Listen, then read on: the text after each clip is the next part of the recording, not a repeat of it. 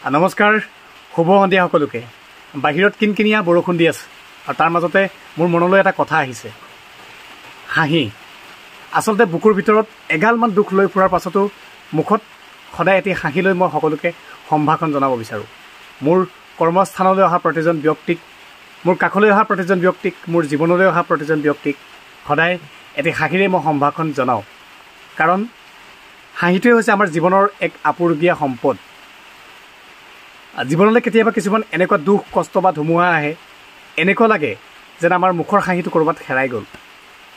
আচলতে সেইটো ভুল কথা। আমাৰ এই হাঁহিটো কেতিয়াও কাৰোৰ বাবে হেৰাই নাযায়। কাৰণ আমি নিজক প্ৰতিষ্ঠা কৰিবলৈ, নিজক সফল কৰিবলৈ জীৱনৰ বাটত ইমান বেছি কষ্ট কৰোঁ যে কাৰোবাৰ অকণমান আঘাতত আমাৰ মুখৰ হাঁহিটো কেতিয়াও হেৰাই যাব নোৱাৰে। কেতিয়াবা অৱশ্যে দুখ লাগে যেতিয়া আপোনাৰ দুৰ্বলতাক কোনোবাই আঘাত কৰে। তেতিয়া হয়তো কিছু পৰৰ বাবে, কিছু সময়ৰ বাবে আমি থমকি ৰ'ব লগা হয় সেই ঠাইতে। কিন্তু তাৰ অৰ্থ এইটো নহয় যে আমাৰ জীৱন শেষ হৈ গ'ল। কেতিয়াও কাৰো আঘাতত, কাৰো দুখ কষ্টত আমাৰ জীৱন শেষ হৈ নাযায়। সকলো শেষৰ এটা সুন্দৰ আৰম্ভণি থাকে। সদায় আমাৰ জীৱন এটা ভাল আৰম্ভণিৰ পথতহে আগুৱাই যায়।